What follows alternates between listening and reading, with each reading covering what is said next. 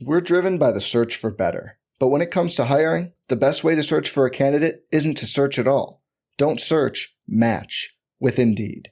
Indeed is your matching and hiring platform with over 350 million global monthly visitors, according to Indeed data, and a matching engine that helps you find quality candidates fast.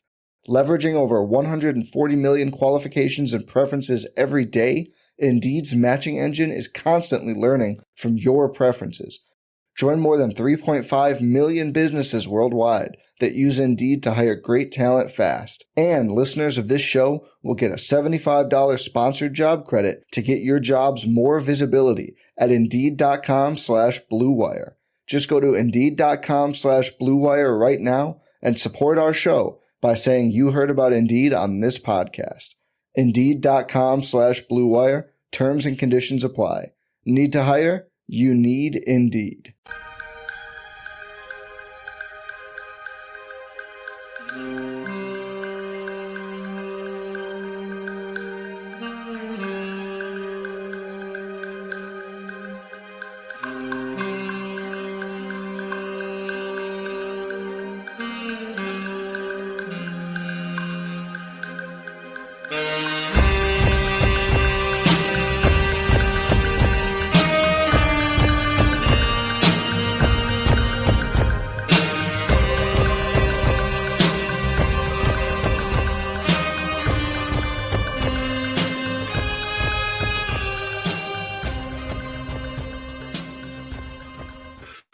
Hello, Mavs fans. Kirk Henderson and Josh Bowe coming to you once again to discuss another sporting event. Josh Bowe, how are you?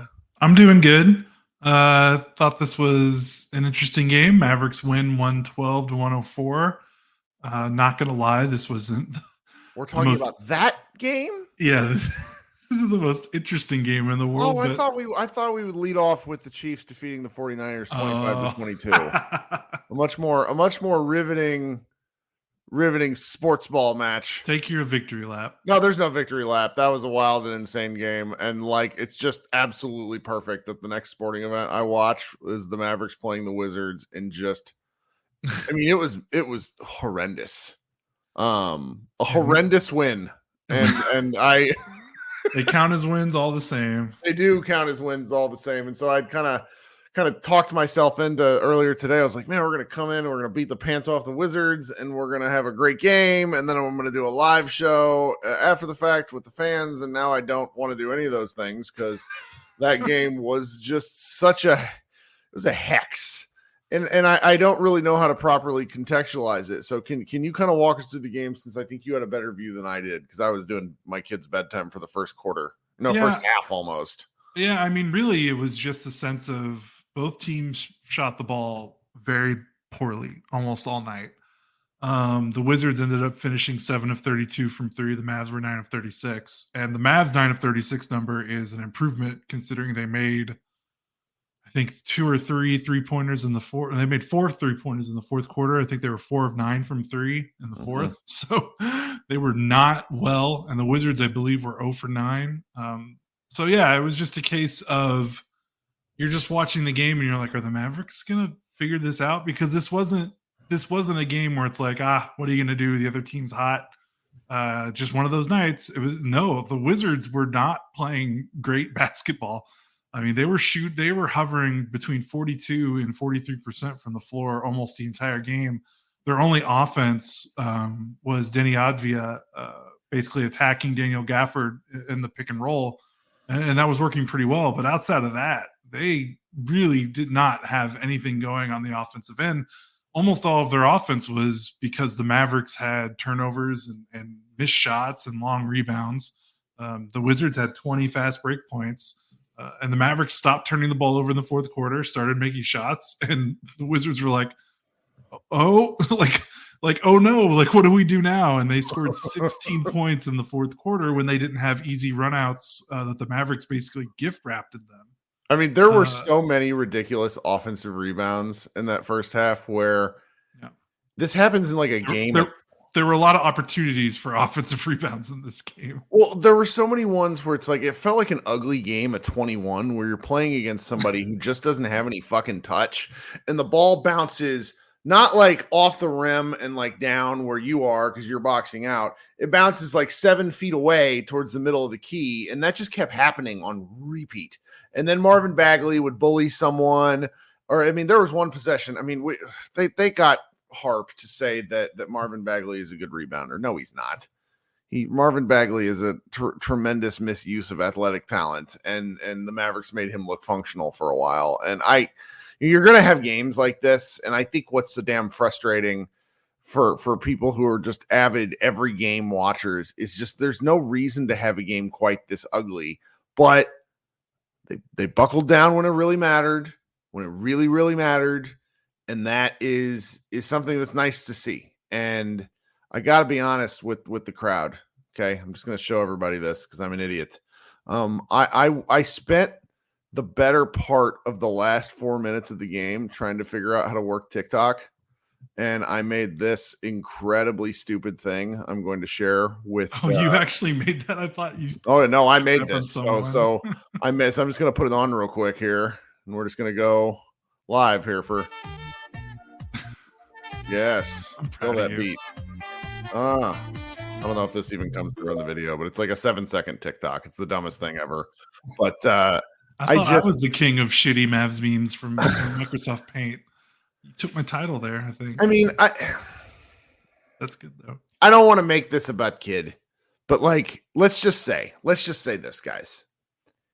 When you trade for 2 brand new players, a small forward / power forward and a center, there is zero reason in any level of the multiverse for you to play Kyrie Irving, Tim Hardaway Jr., and Jaden Hardy at the same time. Fireable coaching offense. Like horrible. I mean, Tim is one thing. Like, I don't know how to talk about Tim. Like, his dad was there and he shot bad. And it's so stupid. Like, the Mavericks tried to lose that game and they still couldn't lose that game.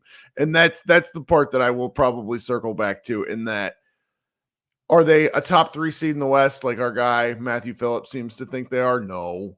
Are they a play-in team after tonight, even though it was a sloggy-ass victory? I don't think they are. I think they're a top 6 team. I think this game sort of made me there's something about the ugliness of it that gave me like a bit of, not like hope, but like a sense of like, okay, they can pull out of tailspins. Whereas prior to this game, there have been tailspins that they just couldn't come out of. Yeah, I mean, even though they did shoot better in the fourth quarter, they still only made 25% of their threes. And how often has this Mavericks team won games in the last 3 years when they're shooting 25% from 3? The Mavericks scored 64 points in the paint, so that's back-to-back games of 60-plus points in the paint since this trade, which means they're figuring out new ways to win because they have a different roster. They have guys that are capable of doing things that aren't just standstill spot-up shooting threes. I mean, look at PJ Washington. He missed all 5 of his threes. They were mostly open, which is kind of continuing this weird. Ugly. You kept telling me how good his shot looks. That thing came off the rim like. I think his form looks good, but he's not shooting well. He's been in like a 2-year funk from 3. But this game kind of proved my point with him in that I don't really care. I mean, he needs to not go over 5 from 3, obviously, because against teams that aren't the Wizards, that's going to hurt you. But it's pretty obvious that like a 34%, let's just say 34% shooter from 3 that can do stuff with the ball, that can be a little bit more versatile, be a little bit more well-rounded, versus a standstill spot up 38% 3-point shooter that has to basically have everything spoon-fed for them.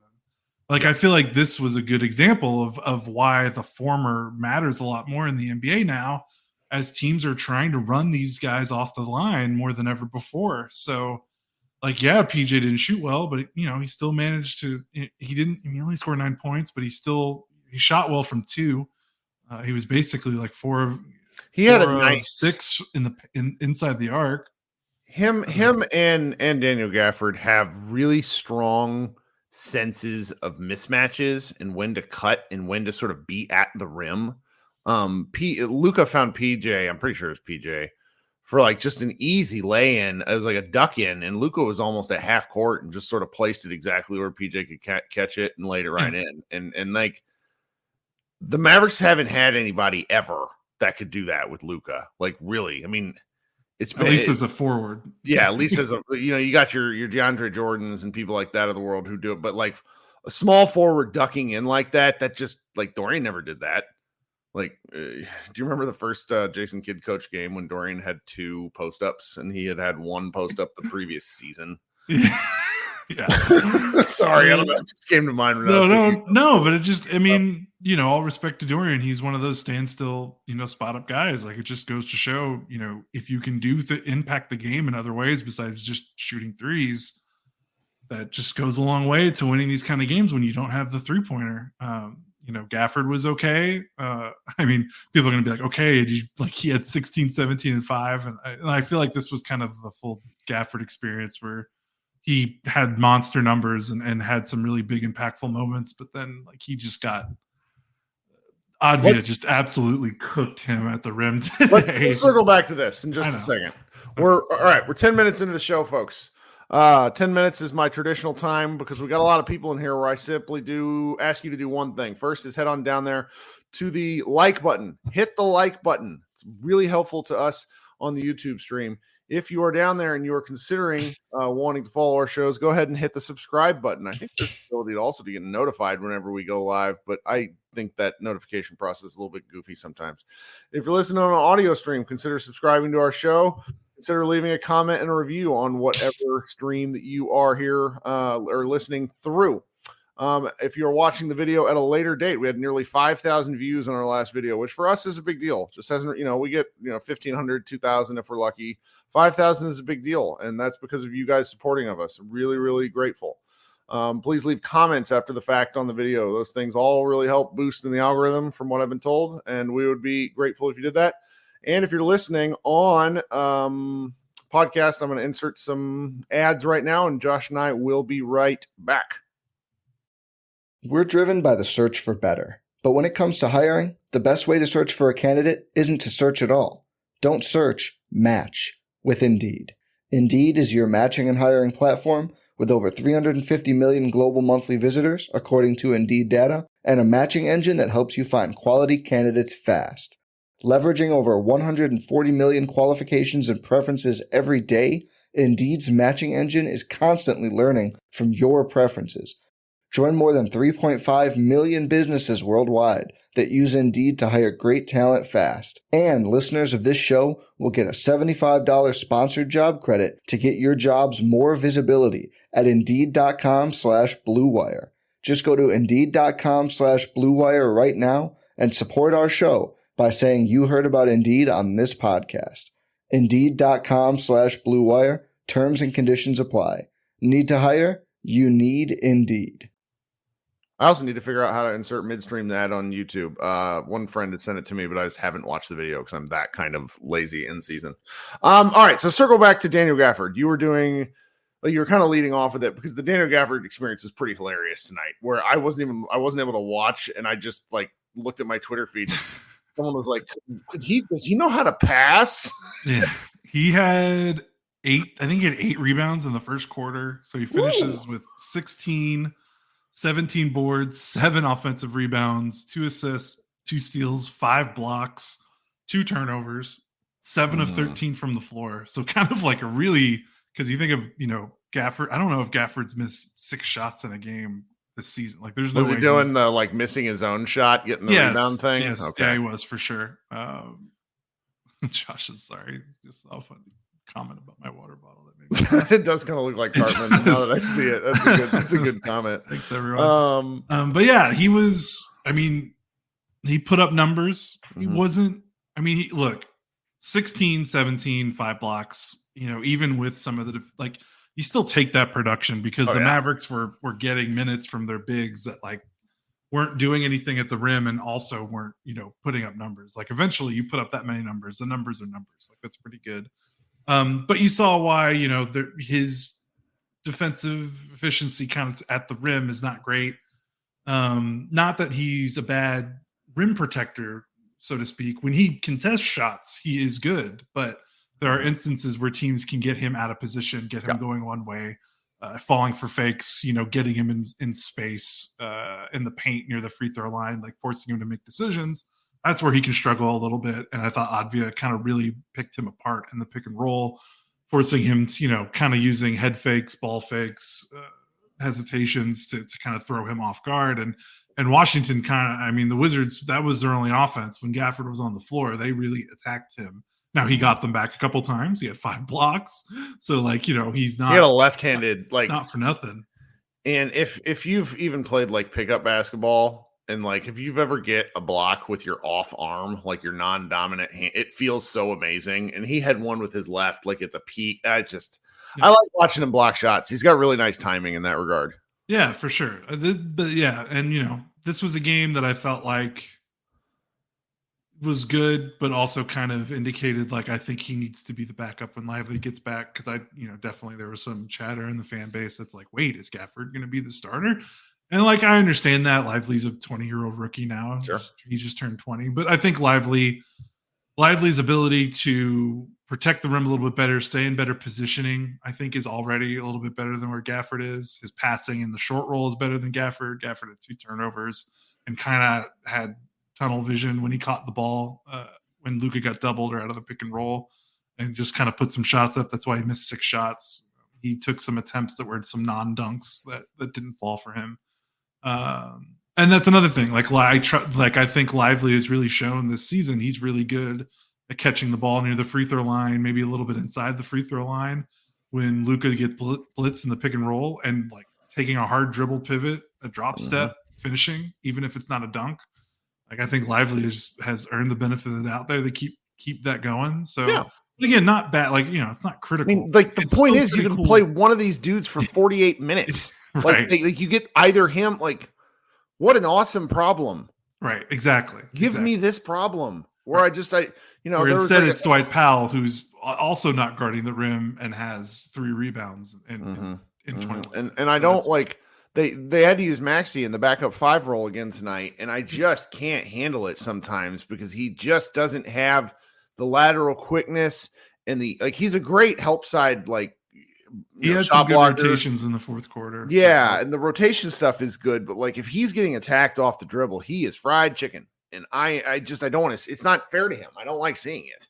Yeah, and then when Lively gets back, you can probably play Maxey more at the 4 and not have the 5. Maxey can be a look instead of a we have to do this. But yeah, Do you see this question in the chat? This is a great question from Mavericks fan, the most original name in our chat. What's the type of screen called where the big hangs back and then goes and sort of screens the help defender? Are we talking Gortat screen? I think that's what he's talking about, the Gortat screen when you're lead blocking your ball. It's an offensive foul that doesn't get called ever because it's a dive where you knock the crap out of whoever's in the lane. Could be wrong. We might not be referencing the right thing though, but that's what I was thinking about. Anyhow, all right. I just wanted to answer the gentleman's question. It's a good question.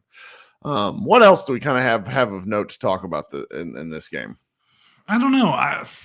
Because it's just one of those games where they just kind of. They look like a team that's definitely looking forward to the All-Star break. Maybe that's why they started a little slow, but that's getting into their heads, which I don't know. But defensively, Washington didn't. They trapped Luka a little bit. I thought Luka got a little loose with the ball in the first half.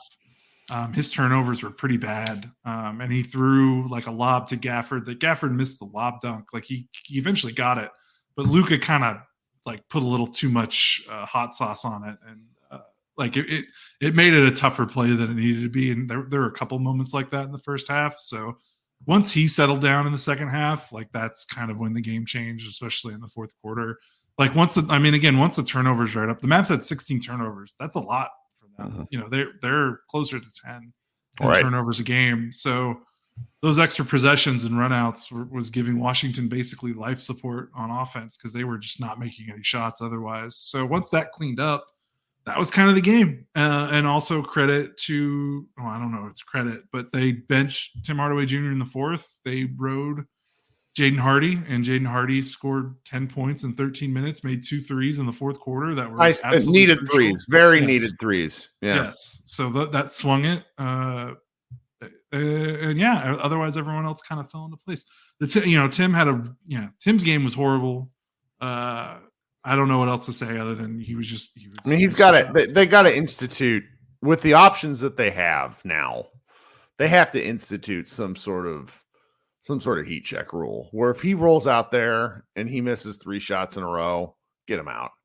He doesn't help on defense. I mean, there's a really funny tweet from a a Dallas area media person just insisting that Tim Hardaway Jr. is a good defender because NBA people had told him that he is an average to okay defender, which the only thing that proved is NBA people will tell you kind of whatever you ask, and that not to believe everything you're told. But Hardaway, when he's not working, if this team doesn't need him, they shouldn't keep letting him go out there to do that. Like there's going to be times when he really, really works because he's just going to catch fire.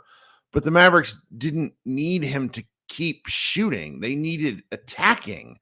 And then the one time he did attack, Koulibaly swatted him so beautifully into the corner that kid after that was just like, okay, you're done. And it shouldn't have gotten to that point, to be quite honest. I mean, Hardaway attacked it was a 1-on-3, like just such a horrendous decision.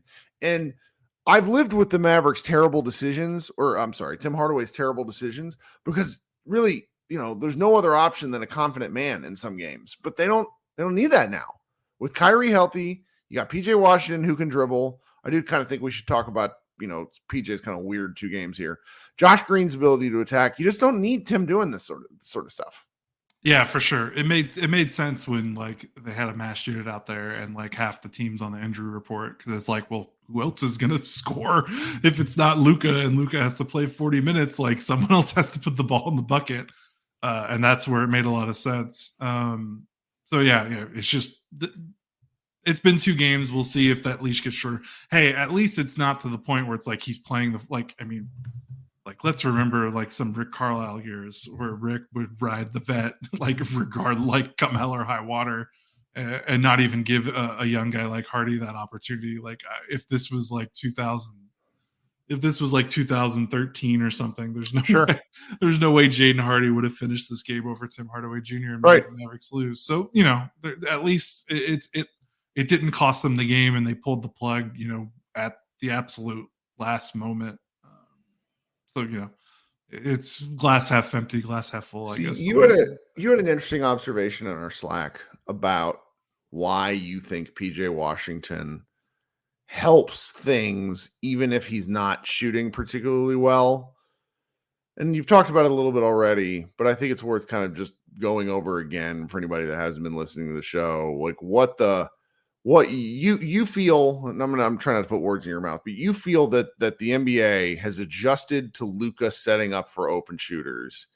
And now the fact that they have a few more guys who can attack off the dribble, whether or not the guy shoots 38% from the corner or 34% from the corner is mattering less than it used to, just because if that guy that's shooting 34% from the corner can also attack off the dribble now, which Dorian really couldn't. Yeah, no, exactly. I really need to write this as a larger piece because it's been, rattling around my brain for a while. But you just look at the best teams in the NBA right now: Boston, Denver, the Clippers, even OKC. Just these really good teams that have offenses that you think are potent right now. Just not a lot of standstill spot up shooters. Not to say that those teams can't shoot threes very well, but you look at Boston and it's Tatum, Brown, Holiday, Derek White. Those guys are not just guys that sit in the corner, can't do anything. Even Denver, playing next to they don't just surround Jokic with just standstill spot up shooters. Aaron Gordon and Porter Jr. and Murray, and even KCP, they all have a little juice if a defender's flying at them. I think the league kind of went through that 3-and-D super role player kind of during the Warriors era, and I think it was when these super teams, you had the LeBron Heat and the Steph KD Warriors, and then even the LeBron Cavs, these teams that had these 3 massive contracts. It was like, okay, well, how do we fill out the rest of our team if 3 guys are our cap space, basically? It's like, well, let's just find some guys that can, they might not be able to do anything, but hit spot up corner threes, but they can play D and they can't get played off the floor. Well, now, it's not just adjusting to Luka. Like Luka, there's plenty of other teams that play like the Mavericks and have a heliocentric, offensive hub that controls the game and can pick out shooters. Like eventually the defense is going to adjust regardless of what you think the NBA defensive rules need changing or any of that. Like, right. I just see teams more aggressive with blitzing, more aggressive with trapping, more aggressive with closeouts. And they, having guys like you're seeing a lot more big men guarding perimeter players that they don't think are offensive threats, so they can play like free safety and roam. Yeah, because they don't respect the perimeter player can do anything with the ball. Well, we've seen the Mavericks do that with Luka and who he guards sometimes. Yeah, so I think now more than ever, you need guys that, and again, I remember when I said this once, someone responded, I was like, how many teams have 5 point guards on the floor? It's like, you don't need 5 point guards. You need guys that when a defender is running at them to chase them off the line, take what the defense gives you and hard dribble into the lane and either hit a mid-range shot or hit a floater or keep the play moving, be able to pass it to the weak side, other end for a corner 3 if you can force a rotation. Like you just have to be able to have something like that to keep these defenses honest and off balance, because otherwise I think we've seen it. We've seen it with this Mavericks team. Teams will be brazzing with their doubles on Luka. They'll be brazzing with their help in the paint against Luka. And we've seen how many times we've seen since Luka's been drafted here, they've lost games because teams do not care about these guys open from the 3-point line. 1, because they either don't trust them really as shooters, or 2, it's like, well, we'll just run them off the line. And then nothing's going to happen. And then the ball kind of hot potatoes back to Luka. And you got Luka playing 40 minutes with a 40 usage rate, getting worn down at the end of games. And we've seen that story time and time again. So like Washington has that. Like he made another couple of floaters tonight. Like you said, he presented himself well, sealing off kind of a defender was fronting him in the paint, and Luka found him and he got a nice lay-in or dunk. Can't remember which, but yeah, like now he can't shoot 0 for 5 from 3 every game. He can't shoot 30% from 3 because eventually that's just, there's got to be some balance. But if he can get that up to, he's like 32 for the year. If he can get up to 34, 35, like they can make that work. Like Derrick Jones Jr. has started a ton of games for this team in Washington spot. Yep. And he's shooting like 34% from 3, and the Mavericks have had a top 10 offense almost all year. Yep. And we've seen, how many times have we seen that infusion of Jones being able to just attack a closeout and get into the paint with the ball and do things and finish and score. Like he's not incredible at it, but like he's averaging a career high because his skill set's kind of finally being utilized here. So yeah, that's really important. Like that's why the 3-point shooting, again, it doesn't bother me. And like, I'm not saying like 3-point shooting doesn't matter. Like I'm raging against analytics, like absolutely not. But it just gives the Mavericks an extra dimension where they can win games without making 18 3-pointers. Yeah. All right. Is there anything else? I'm trying to think of stuff. So, one guy in the chat, Eric, notes that Kyrie played 43 minutes. Don't like that. I think that happened in no small part because Luka took that elbow to the chin and had to go back for a little bit. I mean, that sort of threw off their minutes vibes to a degree. They also needed him because they weren't scoring. I liked Kyrie's game. I mean, a lot of stuff didn't go down for him tonight, but this was one of the more assertive Kyrie games I've seen, which was outside of the fact when Luka wasn't playing at all. So that was something that was refreshing to see. There's just little bits of here and there of Josh Green. Like, is this just kind of who he is now? Like, it's like, remember. We were wondering. Great stat stuffing game for him. Just all sorts of little stuff. 30 minutes, 13 points, four rebounds, 2 assists, 2 steals, a block, 0 turnovers. I'm liking. It's interesting. So there's a gentleman in here a couple of days ago that's kind of arguing with me and us about Josh Green's defense, and this was a good example of where Josh Green can. These last 2 games, granted it's only 2 games, but are kind of an example of what Josh Green can do if he's not having to guard up. If he's guarding the right guy in the lineup and not a guy 4 inches taller than him that he can't hang with. So it's good. It's him as a connecting piece is going to be very interesting as the season goes along. Yep. I think there is one more thing that I want to address. I need to pull it up on my timeline. You got anything else you want to talk about? Yeah, while you're doing that, it's just real short. Sure. Someone mentioned, why were Derek Jones Jr.'s minutes so short? And yeah, he only played 12 minutes. I don't have it up with me right now, but he's been like one of their innings eaters, like because he's been one of the few that hasn't gotten hurt as consistently in that starting lineup. This is the least amount of minutes he's played in a game since December 11th, and I want to say he probably got hurt in that game because he only played 6 minutes against the Grizzlies. So this was his lowest amount of minutes he's played in a game that's mattered since opening night, basically.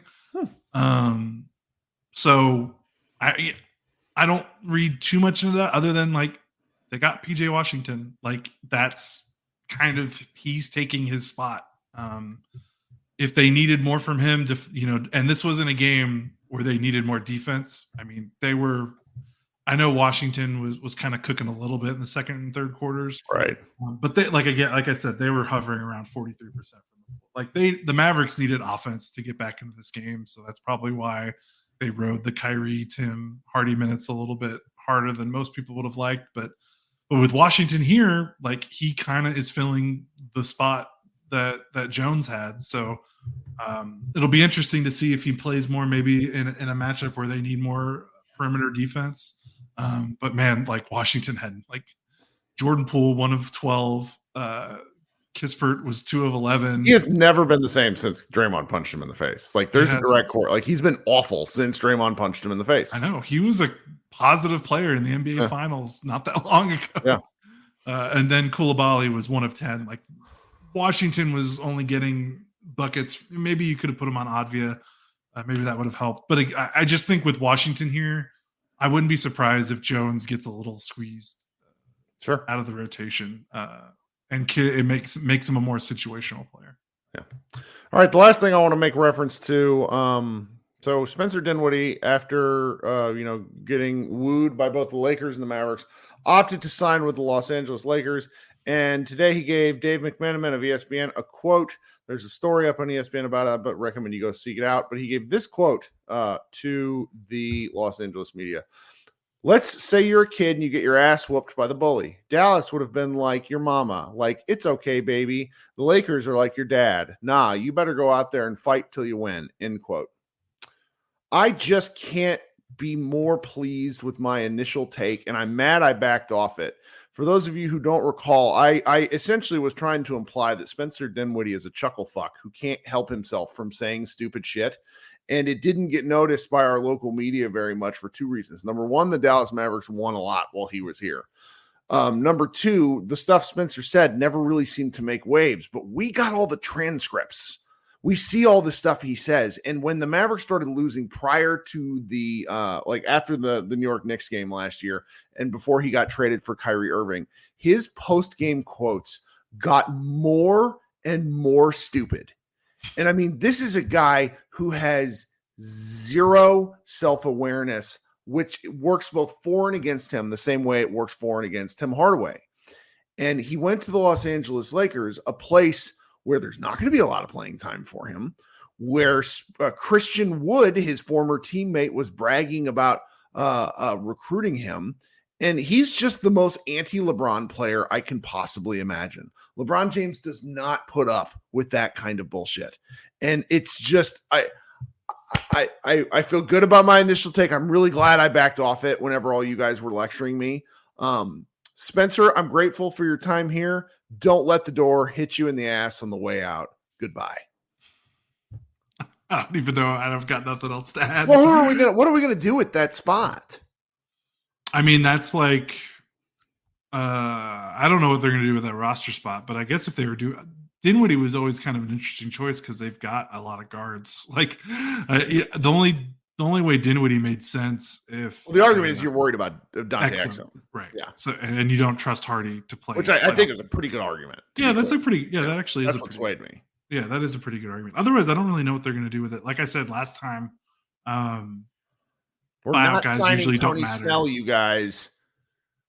Well, the deadline's already passed, so there's not really that story doesn't matter for this season at least. So yeah, I don't know. Maybe they do Marcus Morris, like we said, activate the super twins or whatever. That would also make me mad. I know. Just leave it open. Convert AJ Lawson. Like, yeah, that's the sign another guy with your two-way. Yeah, that's the vibes I want. Okay.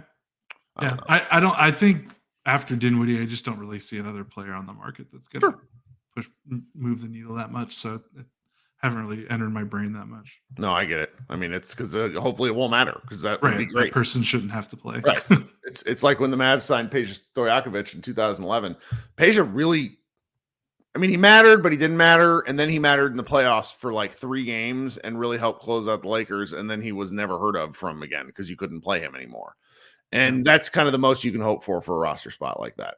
So, all right, here's what we're going to do. I'm feeling juiced up now. We're going to cut to a quick break, and we're going to go to a live show where you can participate. Let's hear what your thoughts are on these first 2 post-trade games. Let's hear what your thoughts are on basketball in general. We only got one more game until the All-Star break. And I don't know if Josh and I are going to post very much during the All-Star break because I have a work trip. And this season is the seasons are hard. So maybe, we got a couple more shows before things go, kind of turn quiet for a minute. So hang out here after the break. Josh, you got anything else? No, that's it. You guys have a fun live show. You haven't done one in a little bit, right? Yeah. All right. We'll be right back for another Mavs party. Thanks for hanging out, guys. Just hang out right there.